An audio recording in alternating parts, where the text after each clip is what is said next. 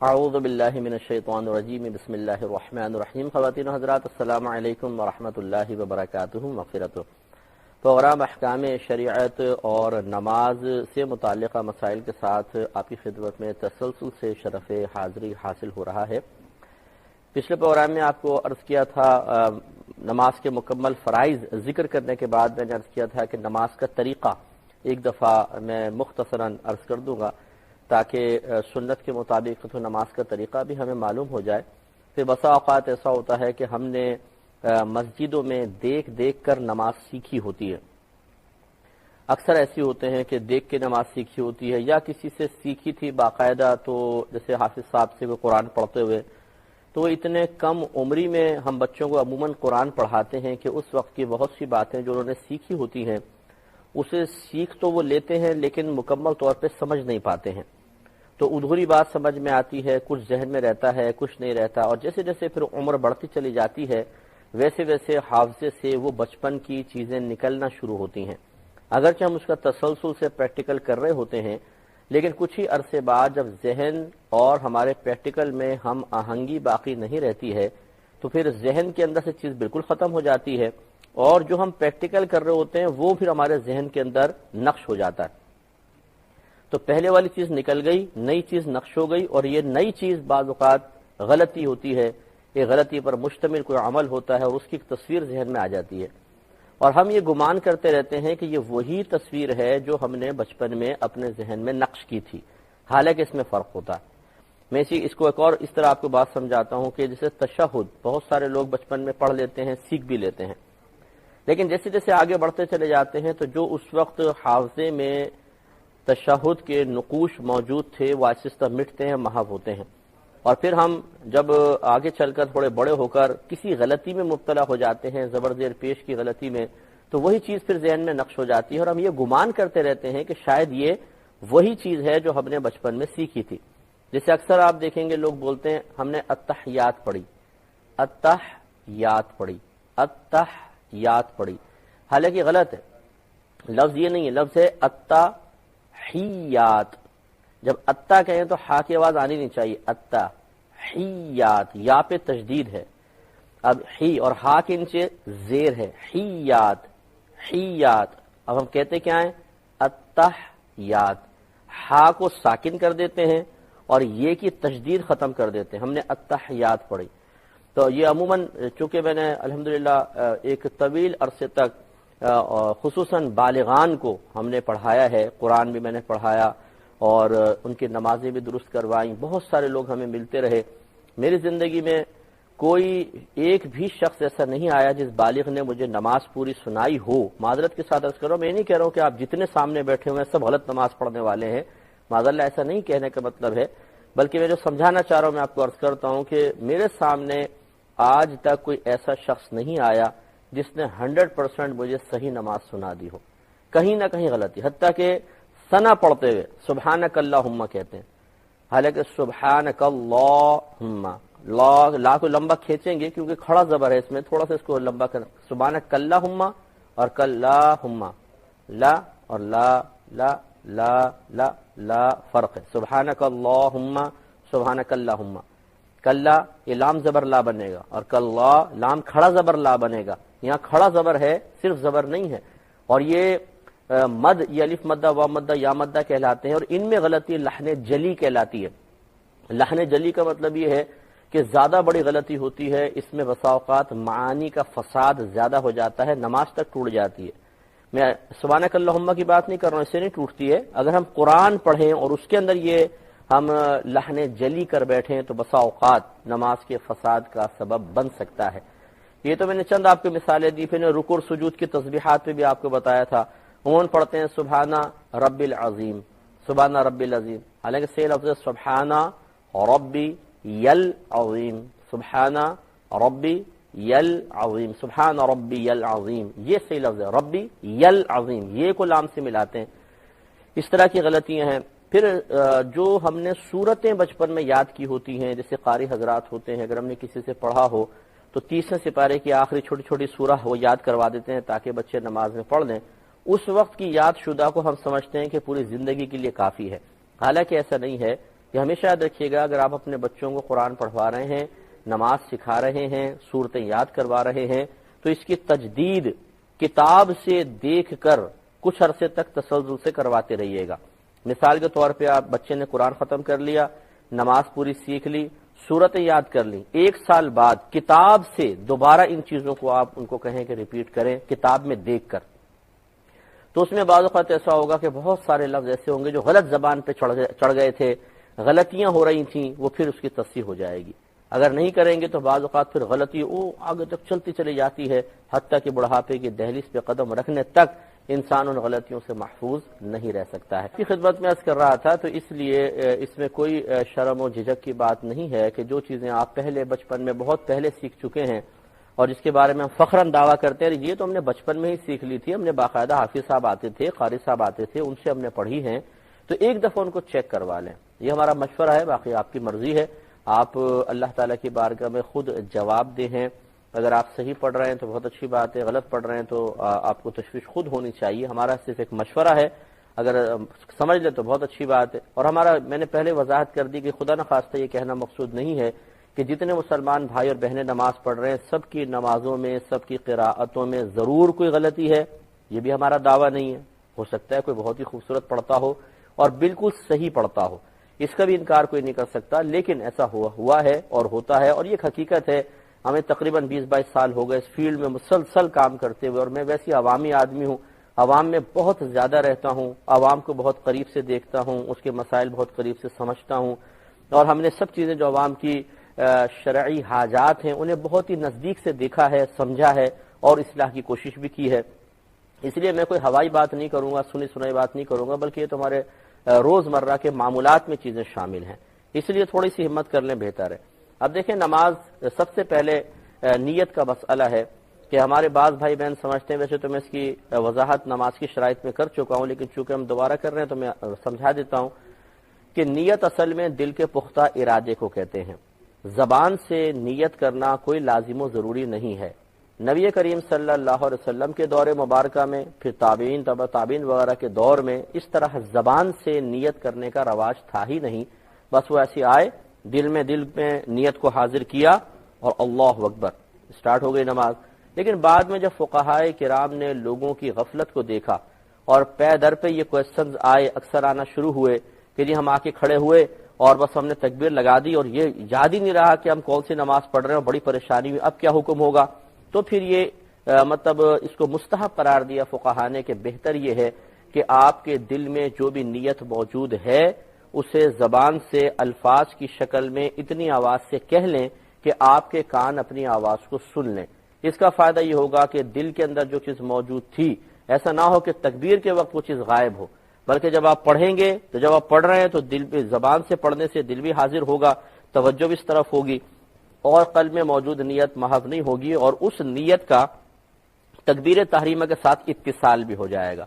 اس لیے کہ یاد رکھیں، ضروری ہے کہ نیت دل میں حاضر ہو اور متصلاً ہم تکبیر لگائیں۔ ایسا نہیں ہے کہ آپ وضو خانے پہ نماز کی نیت کر لیں اور پھر آپ نے چلے گئے باہر کہیں دوستوں سے باتیں کر رہے ہیں اور پھر اچانک آپ کھڑے ہوئے اللہ اکبر کہہ دیا، اب یہ یاد ہی نہیں آ رہا کہ کیا پڑھ رہا ہوں اور کیا نہیں پڑھنا ہے، اور آپ نے سوچا بھی پہلے نیت کی تھی شاید وہی کافی ہوگی، ایسا نہیں ہے۔ ہاں اگر دوبارہ حاضر ہوگی تو ایک الگ بات ہے، اگر دوبارہ نیت حاضر نہیں ہوئی ہے تو اس پہلے وہ والی پہلی نیت کافی نہیں ہوگی۔ تو اس لیے آپ زبان سے کہہ سکتے ہیں کہ مثلا میں نیت کرتا ہوں 2 رکعت نماز فجر، 2 رکعت نماز فرض آج کی فجر کی، اگر آج نہ بھی کہیں تب بھی کافی ہے، آج کی فجر کی واسطے اللہ تعالیٰ کے منہ میں قبلہ شریف کی طرف۔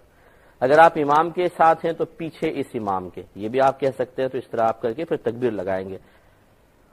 تو اب تکبیر لگائیں گے۔ اچھا، بعض لوگ یہ غلطی کرتے ہیں کہ جب سنتیں پڑھتے ہیں تو یوں نیت کر لیتے ہیں، نیت کرتا ہوں 4 رکعت نماز سنت ظہر کی واسطے رسول اللہ کے۔ یہ میں نے خود مطلب بعض لوگوں کی زبان سے سنا ہے اور ان کی تصحیح بھی کی ہے، اور انہوں نے تصحیح کرنے کے لیے سنائی بھی ہے کہ اس طرح ہم نیت کرتے ہیں۔ تو یاد رکھیں، یہ اس طرح کہنا بہت سخت جملہ ہے، کیونکہ چاہے فجر فرض ہو، واجب ہوں، سنت ہوں، نفل ہوں، عبادت صرف اور صرف اللہ تعالیٰ کے لیے ہوگی، کسی رسول کے لیے نہیں ہوتی ہے، کسی صحابی کے لیے نہیں، کسی ولی کے لیے نہیں۔ تو یہ کہنا غلط ہوگا کہ سنت واسطے رسول اللہ کے، یوں کہہ سکتے ہیں کہ رسول اللہ کی سنت، نیت کرتا ہوں 4 رکعت نماز سنت نماز ظہر رسول اللہ صلی اللہ علیہ وسلم کی، یعنی سرکار کی سنت کو ادا کرتا ہوں، ایک الگ بات ہے، اور ایک ہے کہ سرکار کے لیے 4 سنت ادا کرتا ہوں، یہ غلط بات ہے، کیونکہ اس میں اگرچہ آدمی کی نیت نہیں ہوگی کہ میں سرکار کی عبادت کر رہا ہوں، لیکن الفاظ سے یقینی سی طور پہ یہ شائبہ ہو رہا ہے کہ جیسے ہم 4 رکعت کی عبادت نبی کریم صلی اللہ علیہ وسلم کی رضا اور قرب کے حصول کے لیے کر رہے ہیں۔ اور یاد رکھیں کوئی بھی عبادت معاذ اللہ اگر غیر اللہ کے لیے کی، اس کے قرب حاصل کرنے کے لیے، اس کے تقرب کے لیے، تو یہ شرک ہے اور انسان تباہ و برباد ہو جائے گا، مرتد ہو جائے گا، اس کے سارے اعمال برباد ہو جائیں گے۔ لیکن یہ میں پھر توجہ کیجئے گا، میں یہ نہیں کہہ رہا ہوں کہ جو ابھی تک یہ جملے کہتے رہے وہ کافر و مرتد ہو گئے، اس لیے کہ ایسے جو لوگ ہوتے ہیں وہ بھولے بھالے قسم کے ہوتے ہیں، اور ان کے کہنے کا مقصد یہی ہوتا ہے کہ ہم نبی کریم صلی اللہ علیہ وسلم کی سنت ادا کر رہے ہیں، لیکن وہ الفاظ ایسے ادا کر دیتے ہیں کہ سنت واسطے رسول اللہ صلی اللہ علیہ وسلم کے، یہ بات درست نہیں ہے، اور یہ جملہ نہ کہیں بہتر ہے۔ لیکن اگر کوئی اسی ارادے کے ساتھ کہے، اس ارادے کے ساتھ، اس نیت کے ساتھ، اس قصد کے ساتھ کہ میں نبی کریم صلی اللہ علیہ وسلم کی عبادت کر رہا ہوں، تو پھر اس کے کفر و شرک میں کوئی شبہ نہیں رہے گا۔ اسے تھوڑی توجہ کر لیں۔ اب یاد رکھیں کہ جب آپ تکبیر لگائیں تو کھڑے ہونے کا طریقہ پہلے مردوں کے میں عرض کر دیتا ہوں، چلے خواتین کو ساتھ ساتھ کہتا ہوں۔ مرد جو ہوں اس طریقے سے پاؤں بالکل سیدھے ہونے چاہیے، اور ان کے درمیان 4 انگلیوں کا فاصلہ رکھنا مستحب ہے۔ 4 انگلی کا فاصلہ، چاہے آپ جماعت کے ساتھ پڑھ رہے ہوں، چاہے آپ تنہا پڑھ رہے ہیں، پیروں کے درمیان 4 انگلی کا فاصلہ بس اتنا ہو، قریب قریب پاؤں رکھیں۔ بہنیں بھی اسی طریقے سے پیر رکھیں گی۔ اس کے بعد جب تکبیر لگانے لگے تو چہرہ اٹھا ہوا ہو۔ بعض لوگ اپنے پیروں کو دیکھ کے تکبیر لگاتے ہیں، ہم نے نمازی حضرات کو دیکھا ہے جو دیکھتے ہیں اللہ چہرہ جھکا ہوا ہوتا ہے، یہ سنت کے مطابق نہیں ہے۔ مستحب یہ ہے کہ چہرہ کعبۃ اللہ کی سمت ہو، بلکہ فقہاء نے لکھا ہے کہ نگاہیں بھی سامنے ہوں، کعبۃ اللہ کی سمت نگاہیں رکھ کر اور پھر تکبیر لگائی جائے۔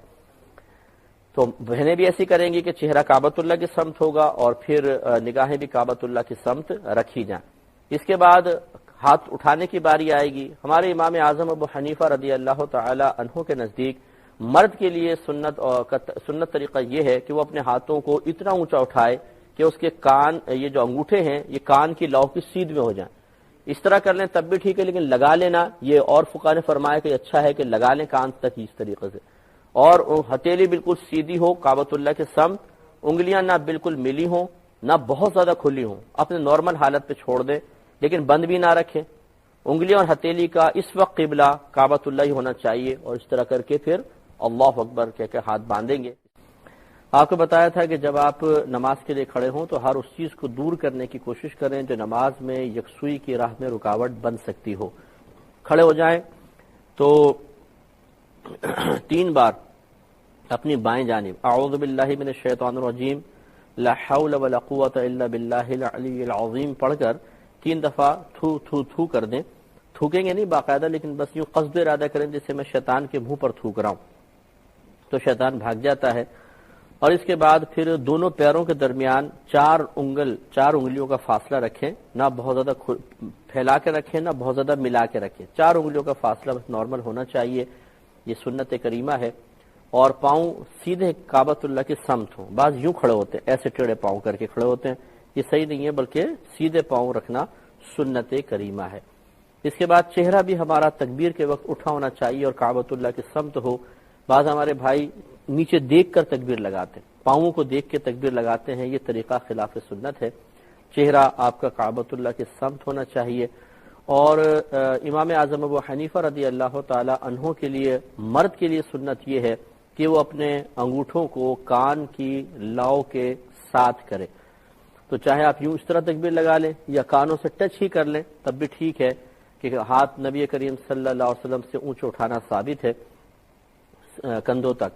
ایک روایت میں کندھوں تک، ایک روایت میں ہے کانوں تک، دونوں کو ملا کر پھر یہ نتیجہ نکالا کہ اس طرح ہاتھ انگوٹھیاں رکھیں تو کانوں کے برابر بھی ہو جائیں گے اور کانوں تک ہاتھ اٹھنا بھی، کندھے سے اوپر ہاتھ اٹھنا بھی ثابت ہو جائے گا، متحقق ہوگا۔ تو انگلیاں جو جس وقت تکبیر لگائی جاتی ہیں ساری انگلیاں اپنی نارمل حالت پر چھوڑ دیں، نہ بالکل ملائیں نہ بہت زیادہ کھولیں، بلکہ نارمل حالت پر ہو، اور ہتھیلی کا اور انگلیوں کا رخ کعبۃ اللہ کی سمت ہو، یعنی اس طریقے سے، اور پھر یہ آپ تکبیر لگائیں گے۔ تو اس سے معلوم ہوا کہ یہ سنت مستحبہ ہے کہ ہتھیلی اور انگلیوں کا رخ کعبۃ اللہ کی طرف ہو. تو بعض جو ہیں وہ اس طرح تکبیر لگاتے ہیں یوں ہاتھ بند کر کے یوں، یہ بھی خلاف سنت ہے، سمجھ لیں. اس طرح بعض اس طرح کر کے لگاتے ہیں تکبیر، یوں تکبیر لگاتے ہیں. تو یہ ہتھیلیاں دائیں بائیں ہو گئی، کعبۃ اللہ کی سمت نہیں ہوئی، تو یہ خلاف سنت ہے. اس لیے سنت یہ ہے کہ اس طرح ہو اور انگلیاں اپنے نارمل حالت پر چھوڑ دیں اور تکبیر لگائیں، اللہ اکبر کہہ کر متصلاً ہاتھ باندھ لیں. تو یہ تکبیر لگاتے ہی ہاتھ فوراً باندھ لینا سنت کریمہ ہے. بعض حضرات کو دیکھا ہے کہ وہ یوں تکبیر لگاتے ہیں اللہ اکبر، پھر ہاتھ چھوڑ دیتے ہیں، پھر ہاتھ باندھتے ہیں. بعض یوں کرتے ہیں اللہ اکبر، پھر یوں کر کے کرتے ہیں. یہ مختلف طریقے بہرحال رائج ہیں مسجدوں میں، لیکن صحیح جو ہم نے آپ کو بتایا وہ یہی ہے کہ آپ تکبیر لگائیں اور اللہ اکبر کہتے ہوئے فوراً سیدھے ہاتھ باندھ لیں، نیچے چھوڑنے کی حاجت نہیں ہے. اور یہ تھوڑا سا ایک ورزشی انداز اختیار کرنے کی ضرورت نہیں ہے، بس اللہ اکبر کہا اور ہاتھ باندھ لیے. بہنیں جو ہیں وہ زیادہ اونچے ہاتھ نہیں اٹھائیں گی. مردوں کے لیے تو تھا سنت کہ وہ کندھے تک ہاتھ اٹھائیں، کان کی لو سے انگوٹھوں کے سرے لگا لیں تو بہتر ہے.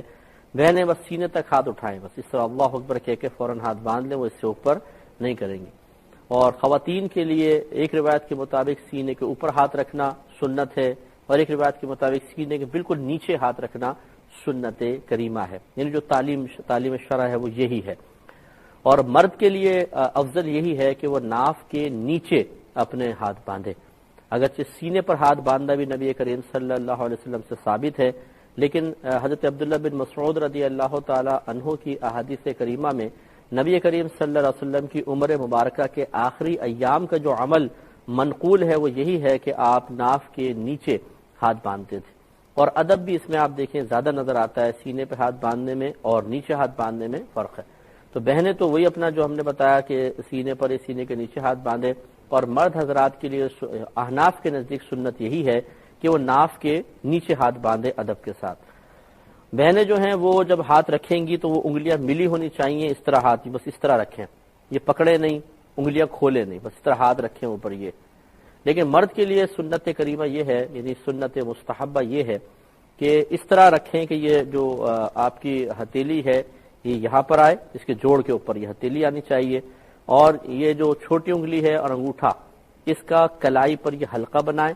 اور 3 انگلیاں یہ اس کے اوپر آنی چاہیے. یہ طریقہ صحیح نہیں ہے، یہ طریقہ صحیح نہیں ہے، بلکہ اس طریقے سے کہ 3 انگلیاں اوپر ہوں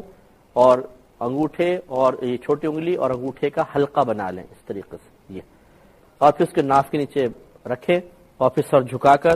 اس مقام کو دیکھیں کہ جہاں پر حالت سجدہ میں ہماری پیشانی زمین پر لگے گی. یہ سنت کریمہ ہے. اس کے بعد پھر آگے قرات وغیرہ کا سلسلہ جو انشاءاللہ میں عرض کرتا ہوں. اور چونکہ اکثر ہم نے نمازیں دیکھ دیکھ کر سیکھی ہوتی ہیں، اور بعض اوقات جس کو دیکھ کر سیکھ رہے ہوتے ہیں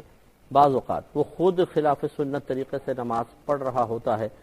تو پھر جیسی وہ حرکتیں کر رہا ہوتا ہے، جیسی وہ ارکان کی ادائیگی اختیار کیے ہوئے ہوتا ہے،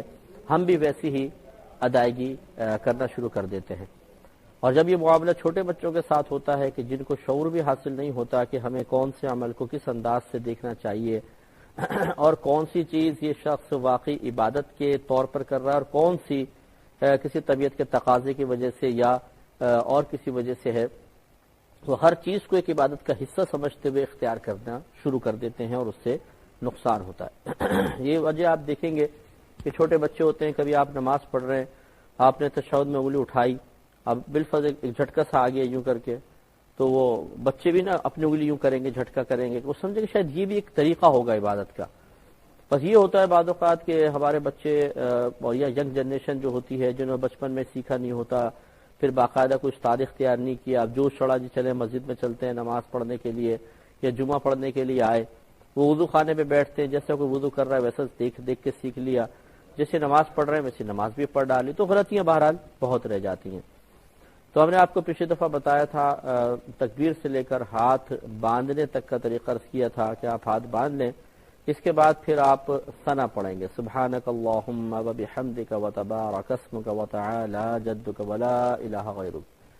یہ پڑھنے کے بعد اگر آپ امام ہیں تو پھر اعوذ باللہ من الشیطان الرجیم بسم اللہ الرحمن الرحیم کہ یہ دونوں اعوذ باللہ اور بسم اللہ یہ قراءت کے تابع ہیں، قراءت ہوگی تو یہ کرنا ہے، اگر قراءت نہیں ہے تو نہیں کرنا ہے۔ لہذا عند احناف کے نزدیک چونکہ مقتدی امام کے پیچھے قراءت نہیں کرے گا، تو جب قراءت نہیں تو جو اس کے تابع چیزیں ہیں وہ بھی نہیں، لہذا معلوم یہ ہوا کہ مقتدی صرف ثنا پڑھ کے خاموش ہو جائے گا، ایسا نہیں کہ وہ آگے اعوذ باللہ بھی پڑھے پھر بسم اللہ بھی پڑھے، یہ اس کے لیے خلاف سنت ہوگا۔ تو آپ کو میں نے بتایا کہ پہلے ثنا پڑھے گا، ہم امام مقتدی دونوں کو لے کے چلتے ہیں، جیسے امام ہے تو وہ ثنا پڑھیں گے اور پھر اعوذ باللہ بسم اللہ پڑھیں گے امام صاحب جو ہیں، کیونکہ میں نے آپ کو بتایا اعوذ باللہ اور بسم اللہ پڑھنا یہ قراءت کے تابع ہیں اور امام نے قراءت کرنی ہوتی ہے، اس لیے وہ دونوں چیزیں پڑھیں گے۔ لیکن مقتدی چونکہ امام کے پیچھے احناف کے نزدیک قراءت نہیں کرے گا، تو جب قراءت نہیں کرے گا تو جو چیز اس کے تابع ہے اسے بھی نہیں کرے گا،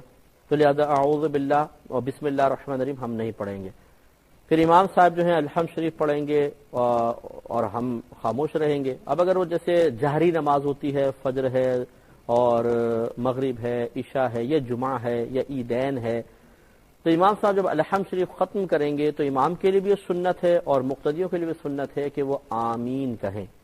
ہاں ظہر اور عصر میں چونکہ ہمیں قرات سنائی نہیں دے گی تو پھر یہ سنت پوری نہیں کر سکتے ہیں۔ اب اس آمین میں اختلاف ہے کہ بلند آواز سے کہی جائے یا آہستہ کہی جائے۔ امام شافعی رحمۃ اللہ علیہ کے دلائل یہ ہیں کہ بلند آواز سے کہی جائے، جیسے کہ حرمین میں بھی اگر آپ جائیں گے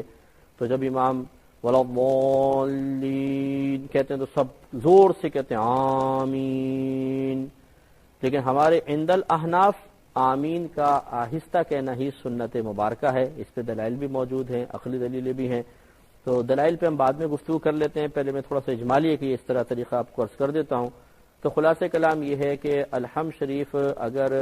مقتدی سن رہا ہے تو وہ اس کے بعد آمین کہے گا، سنت ہے، اور اگر نہیں سن رہا تو وہ نہیں کہہ سکے گا، لیکن امام کے لیے الحمد کے بعد آمین کہنا سنت ہے کیونکہ وہ تو الحمد پڑھ ہی رہا ہے۔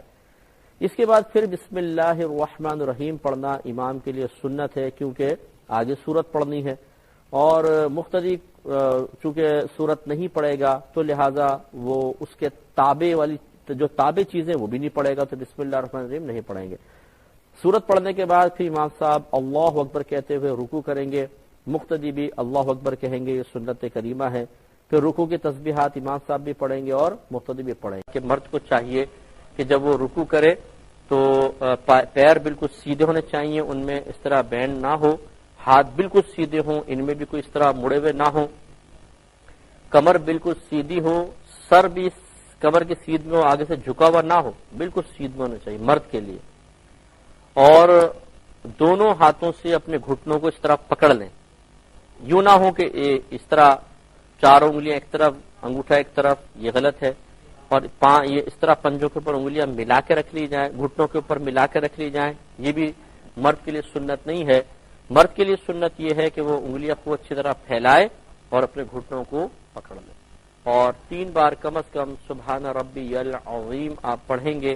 اگر عظیم واو پڑھنے میں دقت ہوتی ہے تو سبحان ربی الکریم بھی آپ پڑھ سکتے ہیں، جس کو تجوید نہیں آتی تو بہتر یہ وہ کریم کے ساتھ پڑھ لے، سبحان ربی الکریم۔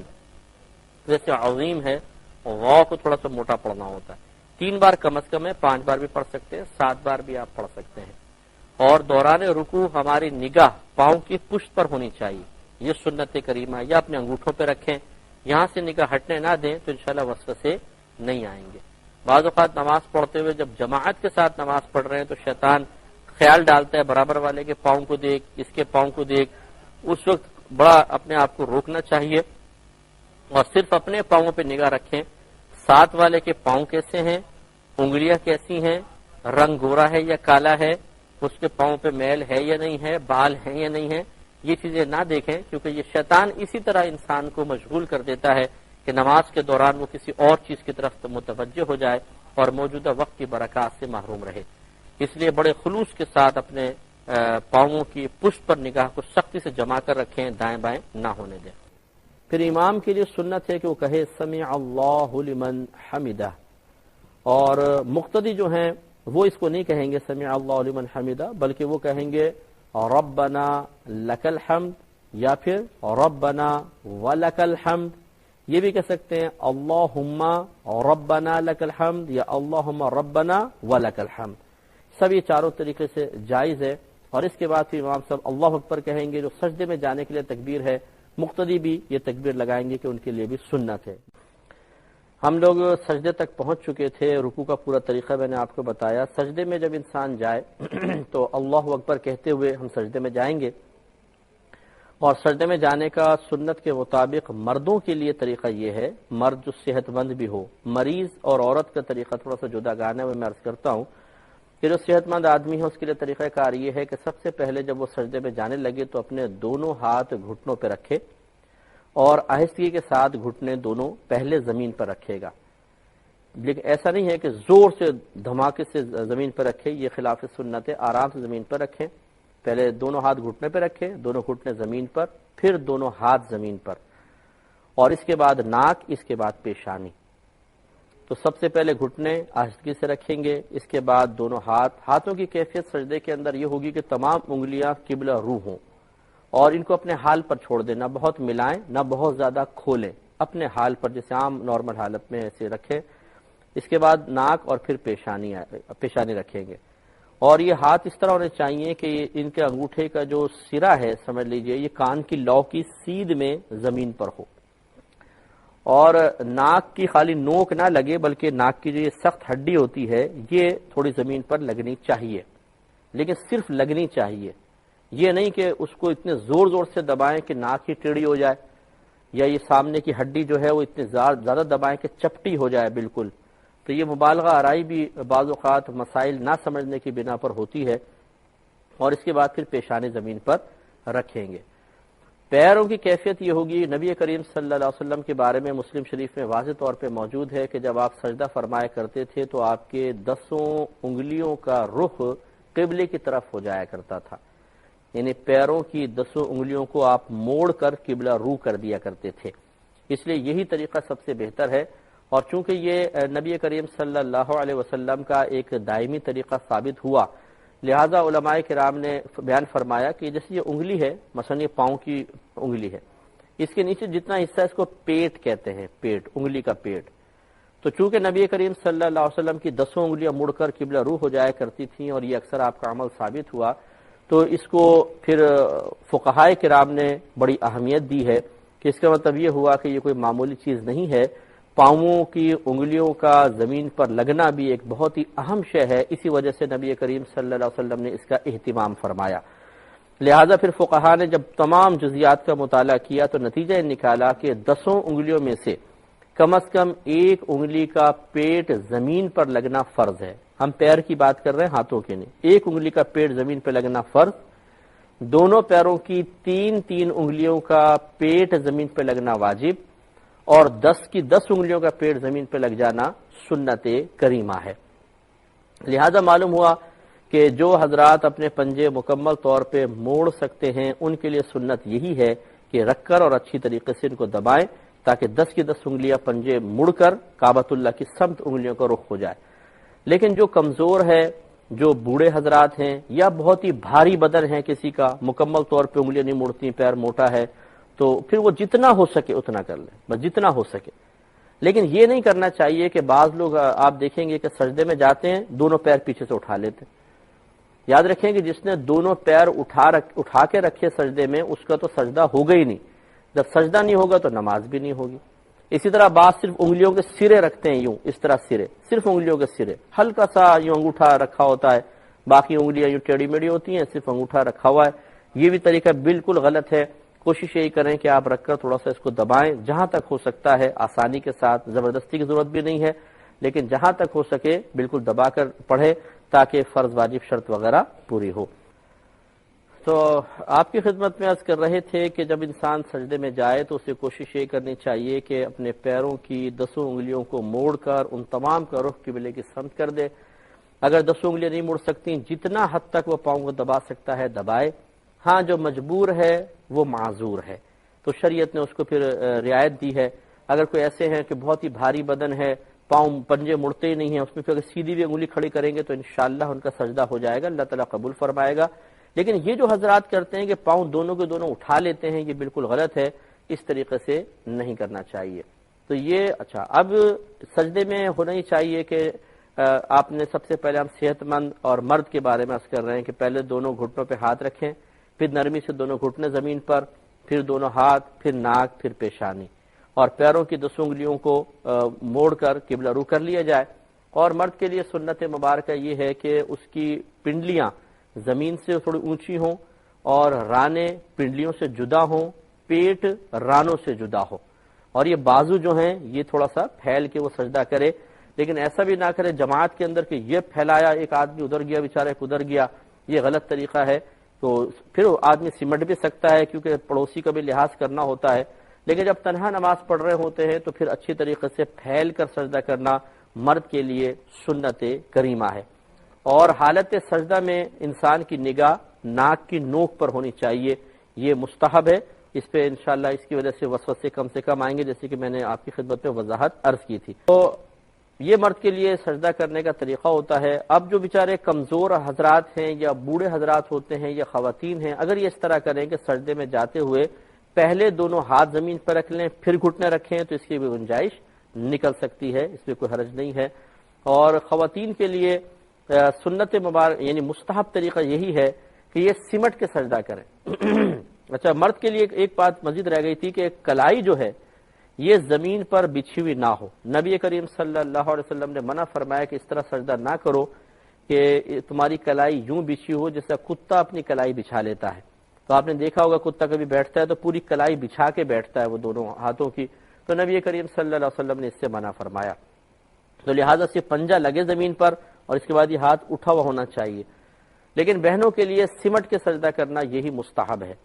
ویسے تو دیکھیں نبی کریم صلی اللہ علیہ وسلم نے جو طریقہ بیان فرمایا وہ مرد عورت دونوں کے لیے، اس کو کوئی انکار نہیں کر سکتا ہے،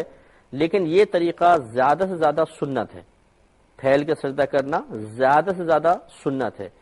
جبکہ عورت کے بارے میں اس کے ستر کی حفاظت، اس کے پردے کا معاملہ، اس پہ اتنی سخت وعیدات ہیں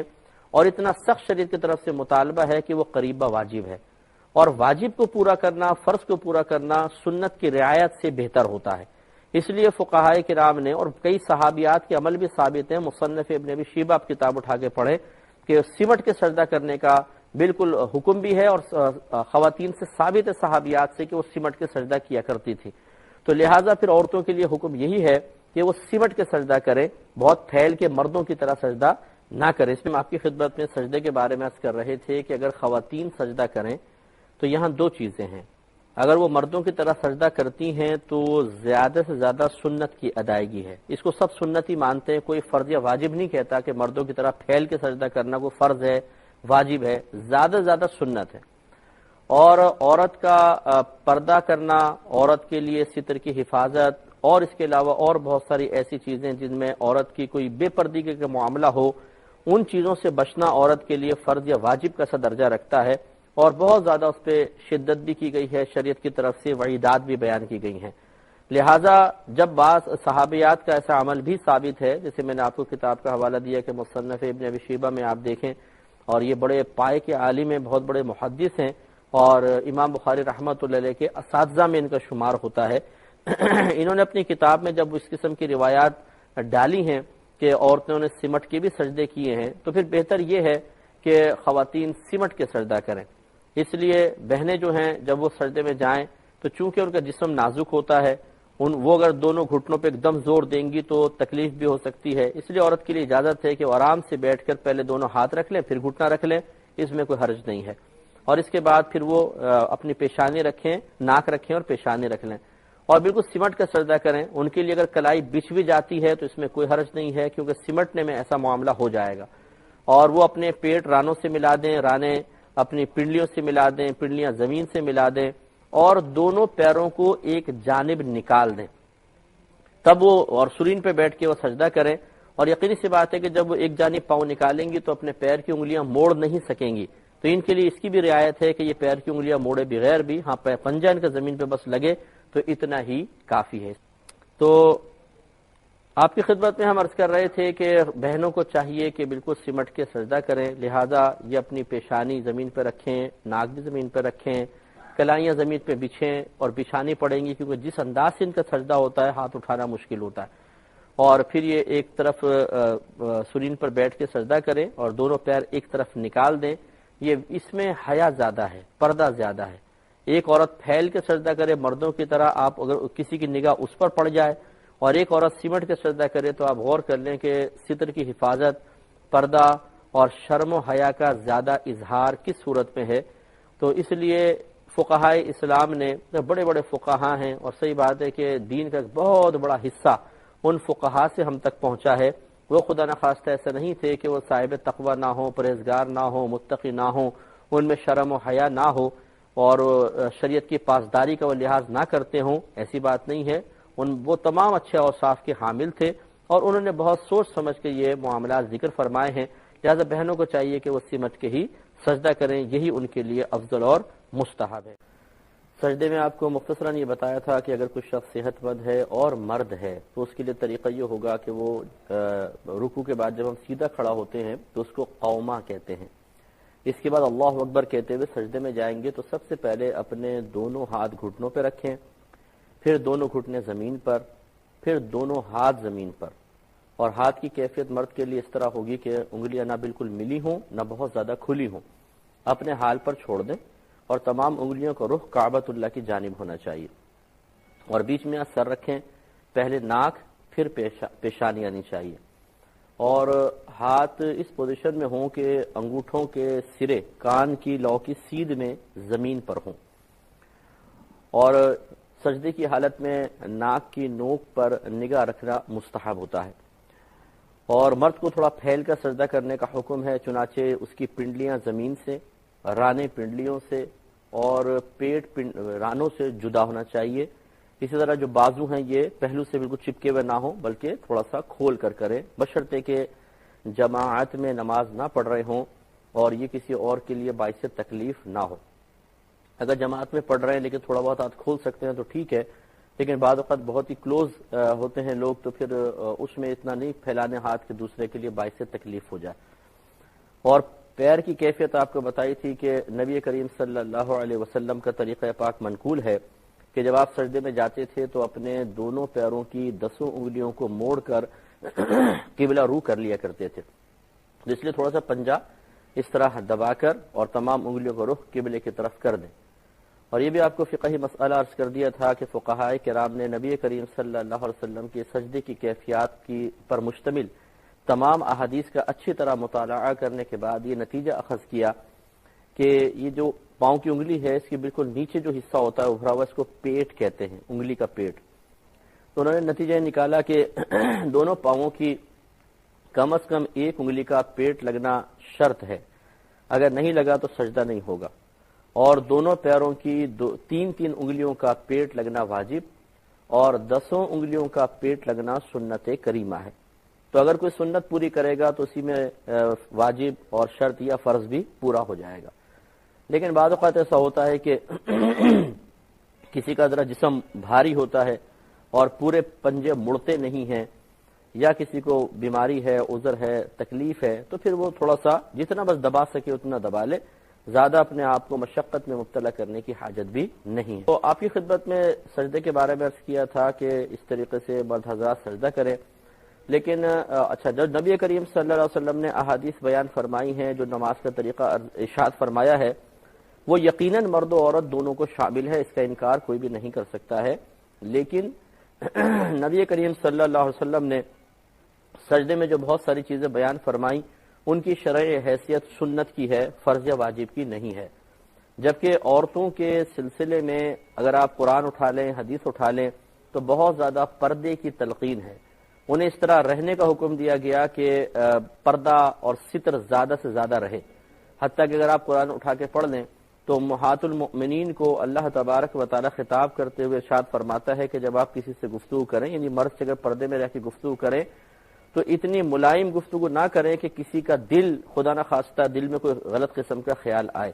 تو اس لیے امہات المؤمنین بہت زیادہ نرمی سے کوئی گفتگو نہیں کرتی تھی، اگر کسی سے کوئی گفتگو کا موقع ملتا تھا تو ایک ذرا نارمل اور سخت سا تھوڑا سا لہجہ ہوتا تھا تاکہ کسی کے دل میں کوئی ایسا ویسا خیال نہ آئے۔ تو جب اللہ تبارک و تعالی عورتوں کی آواز کے بارے میں بھی اتنا مطلب سخت حکم بیان فرما رہا ہے کہ اس طرح نرمی سے گفتگو نہ کریں کہ کسی کا دل اس گفتگو کی وجہ سے، اس نرمی کی وجہ سے، ملائمت کی وجہ سے مائل ہو جائے، تو بھی اس سے ثابت ہوا کہ عورتوں کے سلسلے میں جتنا زیادہ پردہ اور ستر کی حفاظت کا انتظام کیا جائے اتنا ہی افضل اور اولا ہے. لہذا اور پھر میں نے آپ کو بتایا تھا کہ مصنف ابن ابی شیبہ میں بہت سی روایات ایسی موجود ہیں کہ صحابیات سے سمٹ کے سجدہ کرنا بھی منقول ہے. تو اس لیے پھر یہ نتیجہ نکالا کہ عورت کو چاہیے کہ وہ سمٹ کے سجدہ کرے کہ اس میں اس کی ستر کی حفاظت زیادہ ہے، کیونکہ پردہ اور ستر کی حفاظت وغیرہ یہ عورت کے لیے فرض یا واجب کے درجے میں ہے، اور سجدے میں مردوں کی حیت پر سجدہ کرنا یہ زیادہ سے زیادہ سنت ہے، اور یقیناً فرض و واجب کا درجہ سنت کے درجے سے زیادہ ہوتا ہے. اس لیے پھر علماء احناف نے اپنی اس دقت نظری اور باریک بینی سے نتیجہ یہی نکالا کہ عورت کو سمٹ کے سجدہ کرنا چاہیے. لہذا بہنیں جب سجدے میں جائیں تو وہ اپنے دونوں گھٹنوں کو پہلے زمین پر نہ لگائیں، کیونکہ اس سے ان کے گھٹنوں پہ ایک دم زور پڑے گا، اور عورت کے گھٹنے کمزور ہوتے ہیں، اس میں تکلیف کا اندیشہ ہو سکتا ہے. تو آرام سے بیٹھیں، بیٹھنے کے بعد پھر دونوں ہاتھ یعنی پہلے سرین پہ بیٹھ جائیں اور یا آرام سے گھٹنے رکھ لیں، پھر اس کے بعد دونوں ہاتھ پھر اپنی ناک اور پھر پیشانی رکھ لیں اور سمٹ کے سجدہ کریں کہ ان کے ہاتھ جو ہیں وہ بالکل جسم سے ملے ہوئے ہوں، پیٹ رانوں سے اور رانے پنڈلیوں سے اور پنڈلیاں زمین سے ملی ہوئی ہوں اور یہ اپنے پنجے کھڑے نہ رکھیں بلکہ یہ ایک طرف نکال دے دونوں پیر،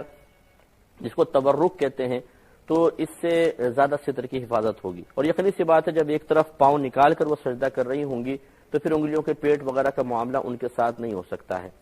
ایسی مرد حضرات کے لیے حکم یہ ہے کہ جب وہ سجدے میں ہوں تو اپنی کلائیاں زمین پر نہ بچھائیں،